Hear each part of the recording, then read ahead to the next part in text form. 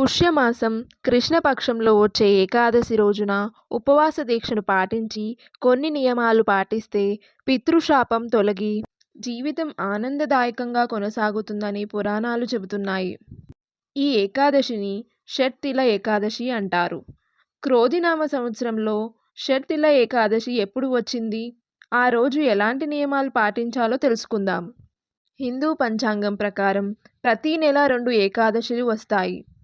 ఏకాదశి తిథి రోజున విష్ణుమూర్తి, లక్ష్మీదేవిని పూజించి ఉపవాస దీక్షను పాటిస్తే ఎంతో పుణ్యఫలం లభిస్తుందని పురాణాలు చెబుతున్నాయి.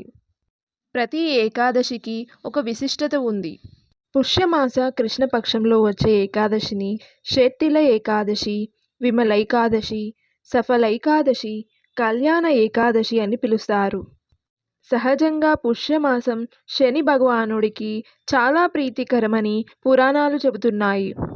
హిందూ క్యాలెండర్ ప్రకారం క్రోధినామ సంవత్సరంలో 2025 శనివారం జనవరి 25న వచ్చింది. ఏకాదశి తిథి జనవరి 24న రాత్రి 7 గంటల 25 నిమిషాలకు ప్రారంభమై జనవరి 25 రాత్రి 8 గంటల 31 నిమిషాలకు ముగుస్తుంది. ఉదయ తిథిని ప్రామాణికంగా తీసుకుని షట్తిల ఏకాదశి జనవరి 25న జరుపుకుంటారు. చాలామంది అనేక సమస్యలు, బాధలతో ఇబ్బంది పడుతుంటారు. చాలామందికి పెళ్లి సంబంధాలు కుదిరినట్లే కుదిరి ఏవేవో ఆటంకాలు ఏర్పడతాయో, ఎంత కష్టపడినా ఎదుగుదల లేకపోవడం, ఉద్యోగంలో అనేక కష్ట నష్టాలు ఎదుర్కోవడం లాంటివి జరుగుతాయి. అదేవిధంగా ఎంత టాలెంట్ ఉన్నా జాబ్ రాకపోవడం, దుర్భర జీవితం గడుపుతుంటారు.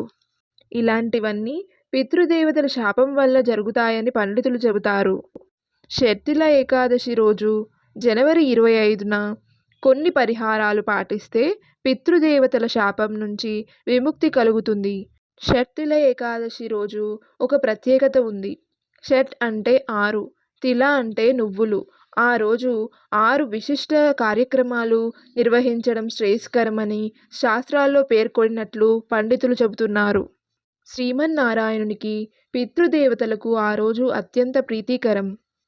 ఆ రోజున వారికి తర్పణాలు వదలడం అనాది నుంచి ఆచారంగా వస్తుంది.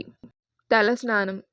నువ్వుల నూనె వంటికి రాసుకుని నువ్వులతో స్నానం చేయాలి. నువ్వులు నెత్తిమీద నుండి జాలువారేలా స్నానం చేయాలి. తిలలేపనం. స్నానానంతరం నువ్వులను ముద్ద చేసి ఆ పదార్థాన్ని శరీరానికి పట్టించాలి. తిలాహోమం. ఇంట్లో తిలాహోమం నిర్వహించాలి. తిలోదకాలు. పితృదేవతలకు తిలోదకాలు సమర్పించాలి. అంటే నువ్వులు బొటనవేలుకు రాసుకొని ఒక పద్ధతి ప్రకారం నీళ్లలో వదలడం. తిలదానం. నువ్వులు కానీ, నువ్వుల నూనె కానీ ఒక బ్రాహ్మణునికి దానం ఇవ్వాలి. తిలాన్న భోజనం. నువ్వులు కలిపి వండిన భోజనం భుజించడం. అంటే బియ్యం ఉడికే సమయంలో నువ్వులు వేస్తే అది తిలాన్నం అవుతుంది.